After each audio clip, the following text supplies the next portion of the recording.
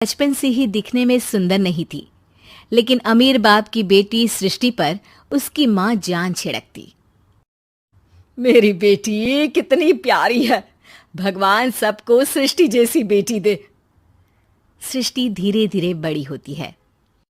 एक दिन सृष्टि की सहेली कहती है, तू दिखने में कितनी अजीब सी है, लेकिन मैं जानती हूँ हम सब में सबसे अच्छी शादी तो तेरी ही होगी।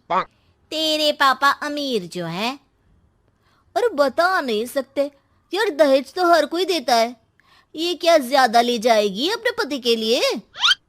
अरे बड़े शहर में कोठी है इसके पापा की। अरे पापा की है ना, कौन सी इसकी है? इसकी होती तब तो कोई भी लड़का इससे शादी कर लेता।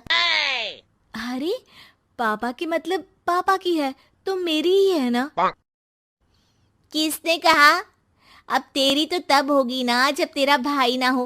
वैसे भी शादी के बाद सारी प्रॉपर्टी भाई के नाम होती है। सृष्टि समझ जाती है कि उसे किसी भी हालत में माँ बाप की सारी प्रॉपर्टी को अपने नाम करना है, लेकिन कैसे? एक दिन सृष्टि का भाई शीनू कहता है, बहन क्या कर रही है? तुझसे एक बात करनी है। अरे हाँ हाँ करना, मैं तो तेरी बहन हूँ। बहन मेरी लाइफ में ना एक लड़की है, बहुत अच्छी है। मैं सोच रहा हूँ माँ और पापा से बात करूँ शादी के लिए।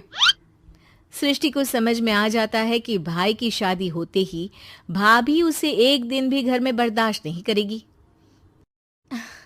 क्या बात है भाई, बताना कौन है वो?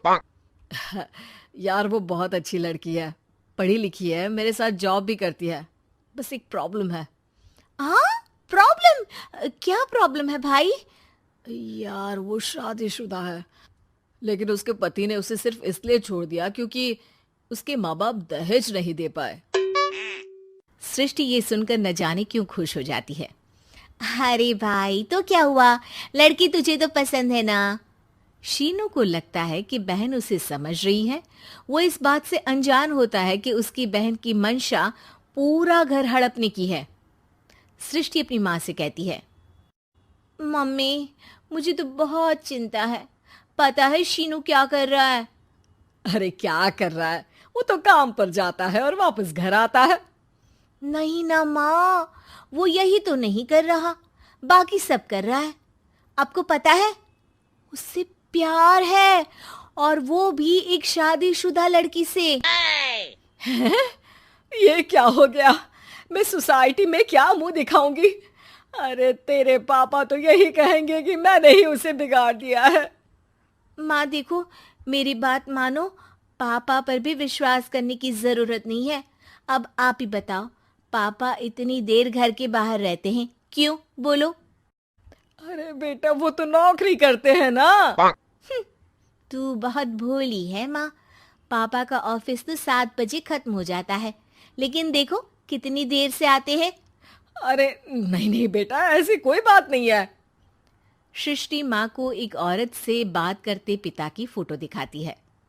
देखो माँ कैसे हैं पापा। मैं ना कहती थी कि पापा सही नहीं है। मैं तेरे पापा से बात करूंगी, दे फोटो मुझे। ओ माँ, वो तो डिलीट हो गई। लेकिन चल, तूने तो देख लिया ना। पापा से बाद में बात कर लेना, और हाँ मेरा नाम बिल्कुल मत लेना। हाँ माँ। अब क्या था, सृष्टि के माँ और पिता के बीच झगड़ा होना शुरू हो जाता है। सृष्टि के मन में क्या चल रहा था कोई नहीं जानता था। एक दिन, माँ सृष्टि के लिए एक लड़का देखा है, वो लोग शाम को उसे देखने आने वाले हैं। और हाँ माँ, एक खुशखबरी, मैं और पापा मिलकर एक नया बिजनेस ट्राई कर रहे हैं। शाम को लड़का आता है, सांवले रंग का। सृष्टि को तो बिल्कुल भी पसंद नहीं आता। लड़की की माँ कहती है, लड़की का चेहरा तो कोई खास नहीं, लेकिन अगर मेरे बेटे को आप लोग सेटल कर दें तो मैं उसकी शादी आपकी बेटी से करवा दूं। सृष्टि को लड़का बिल्कुल पसंद नहीं था। उसे भाई पर गुस्सा आ जाता है। लड़के वालों के जाने के बाद कहती है, माँ देखा शीनू मेरे लिए कैसा लड़का लेकर आया, न दिखाने लायक न सुनने लायक, सेटल भी नहीं, वो भी हम करे। अरे माँ, मैं जानती हूँ ये मेरी शादी किसी भी घर में क्यों करवाना चाहता है। अरे कैसी बात कर रही है बहन, तूने तो देखा ना, लड़के को मैंने ही मना कर दिया तुझसे शादी के लिए। जिसने लड़का बताया था उसने उसकी बहुत तारीफ की थी। बात आई गई हो जाती है, लेकिन सृष्टि का मन शांत नहीं होता। क्या करूं, कुछ समझ में नहीं आ रहा। मेरी शादी हो गई तो ये लोग पूरी प्रॉपर्टी शीनू के नाम कर देंगे, मेरे हाथ तो कुछ लगेगा ही नहीं। तभी सृष्टि को आइडिया आता है। वो किसी वकील को फोन करती है।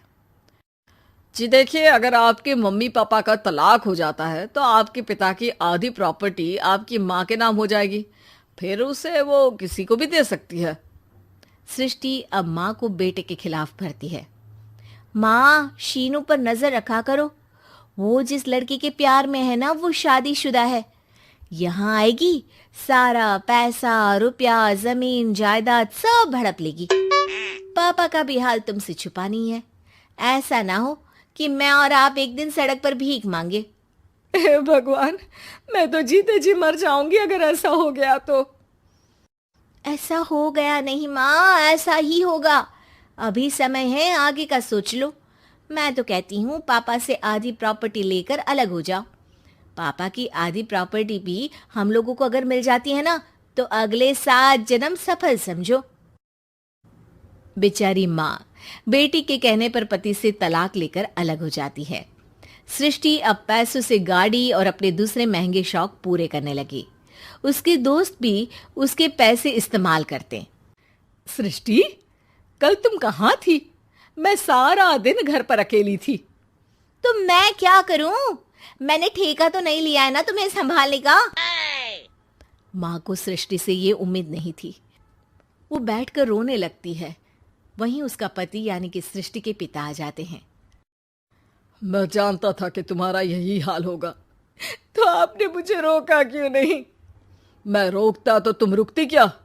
सृष्टि के कहने पर तुमने मुझ पर, अपने बेटे पर शक किया, लेकिन तुम ये भूल गई कि कैसे हम दोनों ने मिलकर जीवन में इतना सब खड़ा किया। माँ पति के गले लग जाती है। मुझे माफ कर दीजिए, मैंने आपकी कमाई का एक बड़ा हिस्सा गवा दिया। कोई बात नहीं, तुम साथ हो तो मैं ऐसी 7 प्रॉपर्टी खड़ी कर दूंगा। तभी वहां सृष्टि आ जाती है रोते हुए। माँ, मयंक ने मुझे छोड़ दिया। वो बोल रहा था जब तक मेरे पास पैसे थे तब तक ही वो मेरे साथ था। पापा, माँ, मुझे माफ कर दीजिए।